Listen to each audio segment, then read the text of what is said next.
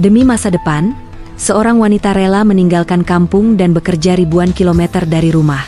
Setiap bulan ia kirim seluruh gajinya pada suami, tapi siapa sangka, uang itu malah mengantarkannya pada pengkhianatan paling menyakitkan yang pernah ia bayangkan.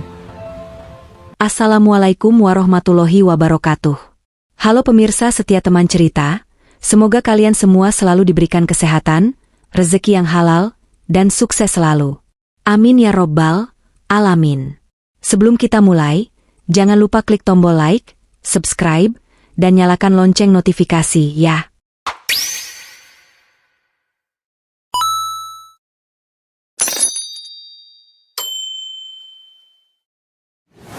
Siti menatap rumah kecilnya dari balik pagar besi yang berderit, napasnya memburu seperti lari-lari kecil antara harap dan takut. Di meja dapur masih ada amplop putih berbentuk persegi, berisi surat dari sekolah Rani yang menuntut pembayaran biaya semester yang tertunda. Di sampingnya, nota listrik yang menumpuk, dan tanda tangan di atas kertas kontrak berwarna coklat yang calon majikan kirim lewat agen. Semua itu menempel di dinding hatinya seperti paku yang tak pernah mau lepas.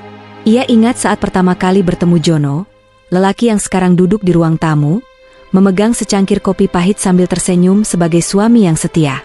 Dulu Jono bercerita dengan mata berbinar tentang masa depan keluarga kecil mereka.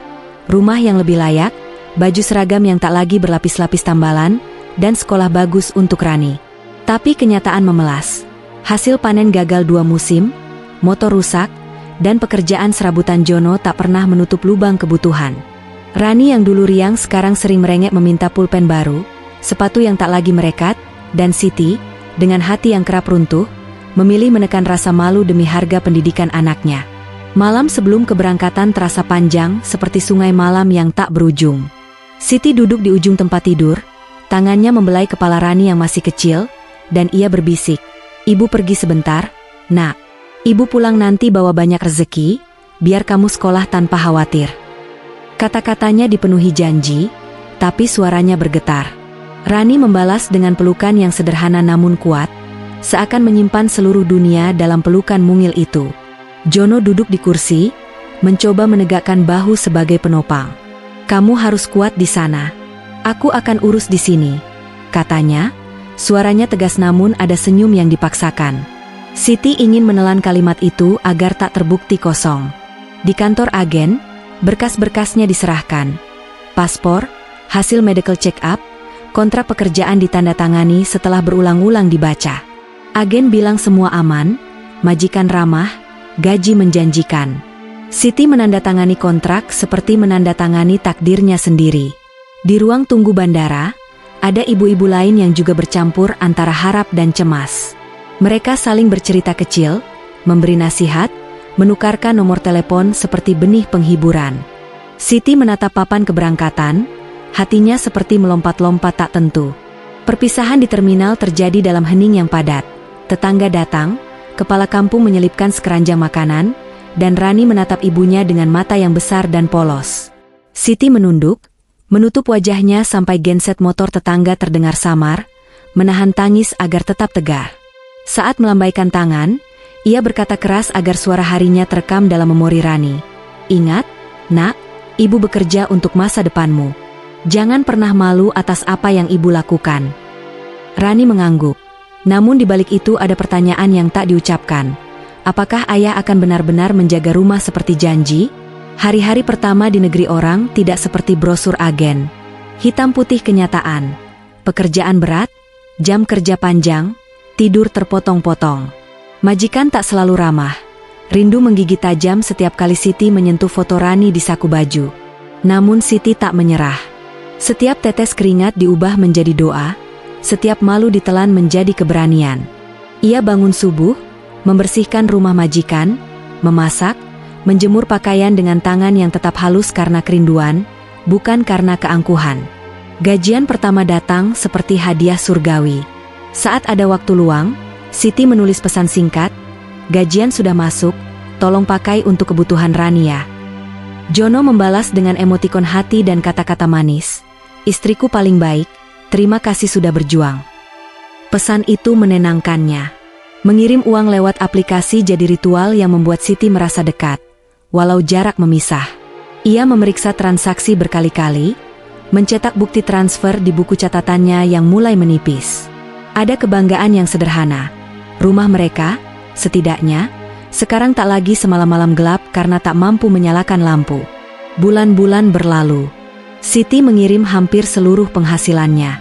Ia menyisakan sedikit untuk jimat kopi instan dan pulsa, agar ia bisa menelepon keluarga di sesak rindu. Setiap kali menelepon, ia menanyakan perkembangan Rani dan menegaskan prioritasnya. Sekolah, seragam, buku, dan biaya ekstra yang sering muncul. Jono terdengar meyakinkan di telinga Siti. Suaranya stabil, menuturkan bahwa ia sudah mengatur semuanya. Siti berdoa dan percaya. Ia menyemai kepercayaan itu seperti bibit yang harus tumbuh. Di kampung, kehidupan berjalan sebagaimana kampung-kampung kecil. Gosip menyelinap pada suara warung, dan tatapan tetangga penuh belas kasih ketika bertemu Rani di pasar. Rani tampak bersemangat saat menerima buku baru, namun matanya kadang melamun menanti sosok ayah yang tak selalu hadir. Jono mengurus Rani, secara formal, menyiapkan makan, mengantar sekolah sekali atau 2 kali, tapi ada sesuatu yang renggang. Siti tak mendengar keluhan dari jauh. Ia sibuk bekerja, menyapu halaman rindu, menulis pesan pengingat pada suaminya. Semangat Siti demi pendidikan Rani punya satu ritual. Setiap tanggal gajian ia mengirim pesan panjang, bukan hanya angka-angka, tapi doa, rencana, foto slip gaji, dan pesan manis agar uang itu digunakan untuk sekolah. Pak, kalau ada sisa tolong ditabung untuk masa depan Rani. Jangan dipakai hal yang gak penting, tulisnya di suatu pesan yang ia kirim malam-malam. Balasan Jono selalu singkat dan penuh jaminan. Tenang, Siti. Uangmu aman. Aku juga paham, ini demi Rani. Kata-kata itu seperti balon penawar cemas di dada Siti. Tetapi, di balik layar telepon dan layar laptopnya, ada gambaran lain yang tak bisa Siti lihat. Ada tawa-tawa di warung kopi malam hari, ada klub kecil di pinggir kota tempat laki-laki bersandar sambil memoles ego yang lama terkikis. Jono, di mata Siti, adalah penopang rumah. Namun manusia punya lapisan-lapisan, kadang lelah, kadang tergoda. Di benak Siti, segala rasa yang menyeruak ia tuliskan dalam jurnal doa. Ia paham risiko, ia tahu cerita TKW yang pulang hanya menemukan kenyataan pahit. Namun ia menepis bayang-bayang itu. Baginya, pengorbanan harus dilakonkan tanpa syarat. Akhir bagian ini, ketika lampu-lampu kota asing menyilaukan dan aroma rindu menempel di setiap sudut kamar kontrakan tempat ia bekerja, Siti menatap foto Rani sekali lagi. Ia menekan tombol kirim pada aplikasi transfer, mata berkaca-kaca. Ini bukan hanya uang. Ia berbisik pada diri sendiri, ini adalah masa depanmu, nak. Ibu tidak boleh gagal. Ia menutup aplikasi, mengambil napas panjang, dan mengunci harap di dalam dada seperti orang yang mengunci pintu rumah demi keselamatan seluruh jiwa di dalamnya. Di luar tembok kontrakan, malam berjalan dan angin membawa bisik-bisik asing. Siti tidur dengan perasaan campur aduk. Bangga karena bisa membantu, takut karena jauh, dan rindu yang tak kunjung reda. Ia tak tahu bahwa keputusan yang dilambungkan dengan cinta itu akan segera diuji oleh api pengkhianatan yang mengejutkan. Namun malam itu, di kamar kecilnya, hanya ada doa, kerja keras, dan harapan sederhana, bahwa satu hari nanti ia akan pulang membawa bukan hanya uang, tapi juga bukti bahwa pengorbanannya tak sia-sia. Jangan percaya semua senyum di telepon, karena kadang di balik suara lembut ada rahasia yang busuk. Dan itulah yang mulai mengintai kehidupan Siti dari kejauhan. 2 tahun sudah Siti bekerja di negeri orang. Setiap bulan tanpa absen, ia kirim hampir seluruh gajinya ke Jono di kampung. Kalau dihitung-hitung, uang itu sudah cukup untuk membangun rumah kecil yang layak dan menabung untuk kuliah Rani kelak. Siti selalu membayangkan anaknya tersenyum memakai seragam baru, duduk di kursi sekolah yang nyaman, dan Jono yang bangga sebagai kepala keluarga. Tapi, ada satu hal yang ia tidak tahu, kenyataan di kampung sudah jauh berbeda dari bayangannya. Di desa, nama Jono tiba-tiba mencuat di antara obrolan warung kopi. Lelaki itu kini sering terlihat nongkrong hingga larut malam, rokok selalu terselip di bibir, dan motornya sudah berganti jadi model keluaran terbaru. Hebat ya Jono, istrinya kerja di luar, dia santai-santai di sini, celetuk seseorang di pojok warung, diiringi tawa samar. Jono menanggapi dengan senyum tipis, pura-pura tak mendengar. Tapi diam-diam, ia mulai menikmati sorotan itu, merasa seperti raja kecil yang uangnya tak pernah habis. Awalnya memang semua kebutuhan rumah terpenuhi. Rani mendapat buku baru, sepatu baru, bahkan seragam cadangan. Tapi lambat laun, perhatian Jono pada anaknya berkurang. Kalau dulu ia masih mau mengantar sekolah, sekarang ia sering beralasan sibuk atau capek. Sering pula Rani pulang sendiri, berjalan melewati sawah dengan wajah lesu. Di rumah, makanan seadanya. Kalau Siti menelepon, Jono menjawab singkat, "Iya, semua baik-baik aja. Rani juga sehat." Padahal di belakang layar, uang kiriman Siti mulai mengalir ke tempat yang salah. Semuanya berubah sejak Jono bertemu Maya, seorang janda muda yang membuka kedai kopi kecil di pasar. Awalnya cuma obrolan singkat saat beli kopi, lalu jadi candaan yang menggoda. Maya pandai memuji, mengerti bagaimana membuat lelaki merasa penting. Jono yang awalnya cuma singgah untuk minum kopi, mulai mampir hampir setiap hari. Ia membawa tas ransel yang isinya bukan buku anak, tapi uang kiriman dari Siti. Maya tak pernah bertanya dari mana uang itu berasal. Selama dompet Jono selalu terisi, ia tak peduli. Malam-malam Jono mulai dihabiskan di luar rumah. Kadang ia bilang sedang rapat warga, kadang alasan main kartu dengan teman. Tapi sebenarnya ia duduk berdua di kedai Maya, memesan minuman mahal dan makanan yang bahkan Rani belum pernah cicipi. Sementara itu, Rani sering tidur sendiri di rumah, menunggu ayah yang tak kunjung pulang. Puncaknya, Jono mulai berani membeli hadiah-hadiah untuk Maya. Baju, parfum, bahkan handphone baru. Semua dibungkus rapi dan diserahkan dengan senyum bangga, seolah itu hasil keringatnya sendiri. Maya menerima dengan manja, tak tahu atau tak mau tahu bahwa hadiah itu berasal dari darah dan air mata seorang wanita yang bekerja ribuan kilometer jauhnya. Di sisi lain, Siti di negeri orang mulai merasa ada yang aneh. Ia sering mendapati Rani jarang bicara di telepon. "Kenapa Rani diam aja?" tanyanya suatu malam. Dari ujung sana, terdengar jawaban lirih, "Ayah jarang di rumah, Bu." Siti terdiam, mencoba menelan rasa was-was yang mulai tumbuh. Tapi setiap ia tanya ke Jono, jawabannya selalu sama, "Jangan khawatir, aku sibuk cari tambahan rezeki." Namun gosip itu seperti asap, lama-lama akan keluar juga. Seorang tetangga mengirim pesan diam-diam ke Siti lewat aplikasi chat, "Mbak, maaf kalau saya lancang. Tapi saya sering lihat Mas Jono sama perempuan di pasar. Takutnya Mbak nggak tahu." Pesan itu membuat tangan Siti bergetar. Matanya panas.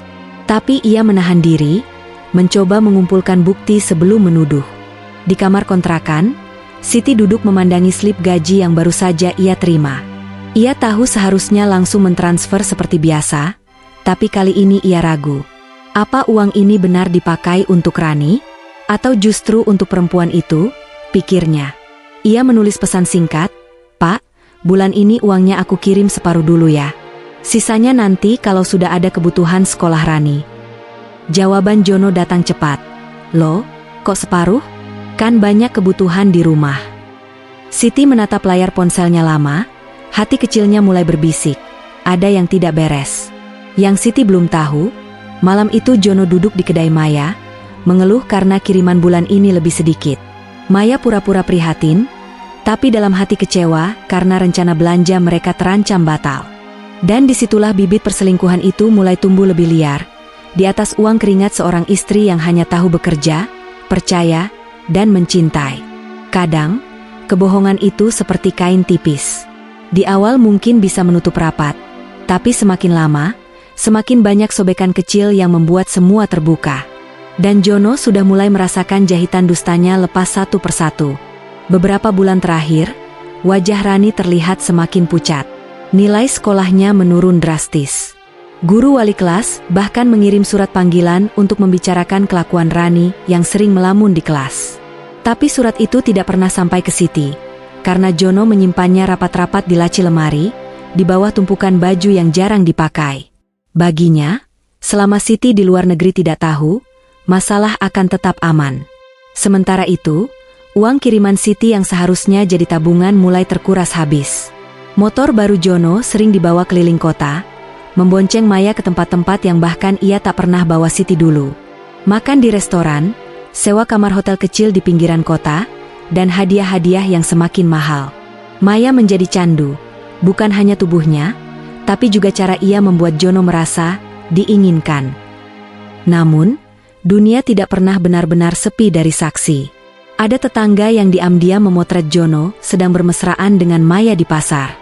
Ada pula pedagang sayur yang melihat mereka masuk ke hotel murah siang hari. Foto-foto itu perlahan beredar di grup WhatsApp warga. Beberapa sengaja menyimpannya, menunggu waktu yang tepat untuk membocorkan pada Siti. Di negeri orang, Siti mulai semakin gelisah. Telepon dari Rani jarang diangkat, bahkan kadang nomor rumah tak aktif. Kalau menelepon Jono, jawabannya sering tergesa-gesa, "Aku lagi sibuk, nanti telepon balik." Tapi telepon balasan itu jarang benar-benar terjadi. Hati Siti mulai penuh pertanyaan yang menggantung tanpa jawaban. Sampai suatu malam, saat Siti baru selesai membersihkan rumah majikan, ponselnya berbunyi. Sebuah pesan masuk dari nomor tak dikenal, berisi satu kalimat pendek. "Mbak, ini saya kirim biar Mbak tahu. Maafkan kalau bikin sakit hati." Disertai foto yang membuat tubuh Siti seperti lumpuh, Jono dan Maya berpelukan di depan kedai kopi, tertawa tanpa rasa bersalah. Mata Siti panas, telinganya berdenging. Nafasnya naik turun seperti habis berlari, tapi bukan karena lelah, melainkan marah bercampur hancur. Ia mencoba menenangkan diri. Menghapus foto itu? Tidak mungkin. Disimpannya rapat-rapat, mungkin sebagai bukti kelak. Malam itu Siti tidak bisa tidur. Bayangan wajah Rani yang polos terus muncul di kepalanya, membayangkan bagaimana anak itu harus hidup di rumah yang penuh kebohongan. Beberapa hari kemudian, Siti memutuskan untuk mengetes Jono. Ia mengirim pesan, "Pak, bulan depan aku mau kirim lebih banyak, buat renovasi rumah." Reaksi Jono seperti orang mendapat durian runtuh. "Wah, bagus itu. Aku yang atur semua, kamu gak usah repot mikir." Kalimat itu, di telinga Siti, justru terdengar seperti jebakan yang selama ini ia anggap sebagai perhatian suami. Apa yang Siti belum tahu, Jono dan Maya sedang merencanakan liburan kecil keluar kota dengan uang yang bahkan belum dikirim. Maya sudah memilih penginapan, Jono sudah membayangkan malam-malam penuh kesenangan. Tapi yang tidak mereka sadari, langkah kaki mereka sudah menuju jurang. Karena badai besar yang selama ini ditahan Siti, sebentar lagi akan datang tanpa ampun. Tak semua kepulangan membawa pelukan, ada yang membawa amarah yang sudah mendidih selama bertahun-tahun. Dan malam itu, Siti memutuskan waktunya sudah tiba. Setelah hampir 3 tahun bekerja di negeri orang, Siti memutuskan untuk pulang diam-diam. Ia tidak memberi kabar pada Jono. Tiket sudah di tangan, koper besar berisi oleh-oleh untuk Rani, dan satu hati yang penuh luka bercampur dendam. Dalam perjalanan di bus dari bandara ke kampung, Siti hanya memandangi foto di ponselnya, bukti pengkhianatan Jono dengan Maya.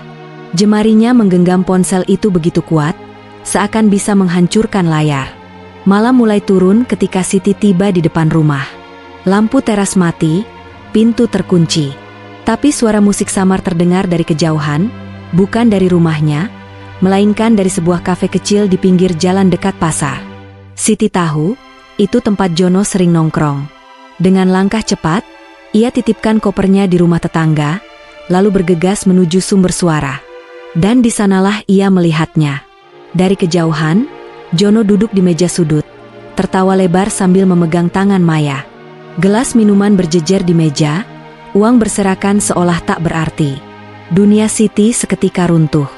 Semua malam-malam dingin yang ia lalui di negeri orang, semua lelah yang ia tahan demi keluarga, ternyata berakhir di meja kotor itu. Siti tidak menunggu lama. Ia berjalan lurus ke arah mereka. Langkahnya berat tapi mantap, mata tak berkedip, seperti peluru yang sudah diarahkan ke sasaran. Jono yang sedang tertawa terbahak tiba-tiba terdiam saat melihat sosok Siti berdiri di hadapannya. Wajahnya pucat, bibirnya terbuka tapi tak ada suara keluar.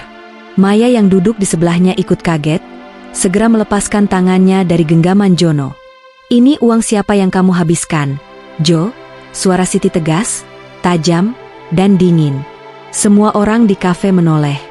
Jono mencoba berdiri, tapi Siti menahannya dengan tatapan yang cukup untuk membuat lututnya goyah. "Kamu habiskan uang itu untuk ini." Ia menunjuk Maya dengan telunjuknya, nada suaranya setengah berteriak. Maya mencoba membela diri. Mbak, saya... Diam, potong Siti, matanya membakar. Kamu tahu dia punya istri yang kerja di luar negeri? Kamu tahu uang yang dia hamburkan itu dari keringat saya, dari tidur saya yang cuma 3 jam sehari, dari sakit yang saya tahan sendirian. Suasana kafe hening. Tak ada yang berani bicara. Jono mencoba menggapai tangan Siti. Siti, aku bisa jelasin. Tidak ada penjelasan yang bisa menghapus apa yang sudah kamu lakukan. Siti mengangkat ponselnya, memperlihatkan foto-foto yang ia terima. Semua ini sudah aku simpan. Aku tidak akan tinggal diam. Tanpa menunggu jawaban, Siti berbalik meninggalkan kafe. Tapi sebelum keluar, ia berkata lantang, mulai malam ini, kamu bukan lagi suamiku. Dan jangan pernah dekat-dekat Rani lagi. Kalimat itu memukul Jono lebih keras daripada tamparan. Malam itu Siti tidur di rumah orang tuanya bersama Rani yang langsung memeluknya erat. Air mata Siti jatuh di rambut anaknya. Tapi kali ini bukan karena lelah bekerja, melainkan karena sadar, ia akhirnya bebas dari kebohongan yang selama ini membelenggunya. Namun, bagi Jono, malam itu adalah awal dari kehancuran yang sesungguhnya. Karena esok hari, Siti akan mengambil langkah terakhir yang akan memutus semua ikatan di antara mereka, untuk selamanya. Pagi itu, udara kampung terasa lebih dingin dari biasanya. Bukan karena cuaca, tapi karena keputusan besar yang akan diambil Siti. Ia sudah tidak mau lagi ada kompromi. Setelah bertahun-tahun berjuang sendirian, ia sadar bahwa satu-satunya cara melindungi dirinya dan Rani adalah memutus rantai kebohongan itu selamanya. Di meja ruang tamu rumah orang tuanya, Siti duduk bersama seorang pengacara yang ia kenal dari saudara jauh. Di tangannya ada map berwarna merah berisi berkas gugatan cerai. Setiap lembar kertas yang ia tanda tangani terasa seperti melepaskan beban besar dari dadanya. Di halaman terakhir, tangannya sedikit bergetar, tapi matanya tegas. Tanda tangan itu adalah akhir dari semua pengkhianatan. Jono datang sore harinya, wajahnya kusut dan matanya sembab. Siti, jangan begini. Aku hilaf. Aku salah. Kasih aku kesempatan, katanya sambil mencoba meraih tangan Siti. Tapi Siti menarik tangannya cepat. Hilaf? Siti menatapnya tajam. Hilaf itu kalau sekali. Kamu sudah berkali-kali. Dan yang lebih parah, kamu tega pakai uang yang harusnya untuk anakmu buat foya-foya sama perempuan lain. Aku nggak mau anakku tumbuh dengan contoh ayah seperti kamu. Jono mencoba menangis, berharap air matanya bisa meluluhkan hati Siti. Tapi Siti sudah kebal. Semua janji manis Jono terdengar seperti racun. Aku udah siapkan semuanya. Hak asuh Rani di tanganku. Kamu keluar dari rumah yang dibangun dari hasil keringatku. Mulai hari ini, kita tidak punya hubungan apa-apa lagi, ucap Siti tegas. Kabar perceraian itu cepat menyebar ke seluruh kampung. Maya, yang dulu selalu ada di sisi Jono, menghilang begitu tahu uang Jono sudah tidak ada lagi. Teman-teman nongkrongnya pun menjauh. Dan beberapa minggu kemudian, Jono bisa terlihat duduk sendirian di pinggir jalan, menatap kosong, kadang tidur di pos ronda karena sudah tak punya tempat pulang. Rani tumbuh semakin dekat dengan ibunya. Meski kehidupan mereka sederhana, ada ketenangan yang dulu hilang. Siti memulai usaha kecil di rumah orang tuanya, menjual kue buatan sendiri. Hasilnya memang tak sebesar gajinya saat jadi TKW, tapi cukup untuk hidup dan membiayai sekolah Rani tanpa harus bergantung pada siapapun. Suatu sore, saat Siti dan Rani sedang duduk di teras, mereka melihat Jono lewat. Bajunya lusuh, wajahnya tirus, dan langkahnya berat. Ia melirik sebentar, lalu menunduk. Tidak ada kata-kata. Tidak ada permintaan maaf lagi. Hanya tatapan penuh penyesalan yang tak akan pernah mengembalikan apapun. Dan disitulah akhir cerita ini berbisik pada setiap hati yang menonton. Kepercayaan itu sekali hancur, tidak ada lem perekat di dunia yang bisa membuatnya kembali utuh. Bagi Siti, luka itu sudah menutup. Tapi bagi Jono, penyesalan akan jadi bayang-bayang yang mengikuti sampai akhir hidupnya. Kesetiaan itu mahal. Sekali kau sia-siakan, ia akan pergi, dan tidak akan pernah kembali. Dan saat itu, penyesalan hanya akan jadi teman setia di sisa hidupmu. Kalau kisah ini membuat kalian merenung, tekan tombol like, share, dan subscribe. Semoga kita semua dijauhkan dari pengkhianatan, dan selalu diberi pasangan yang setia. Terima kasih sudah menyimak sampai akhir. Wassalamualaikum warahmatullahi wabarakatuh.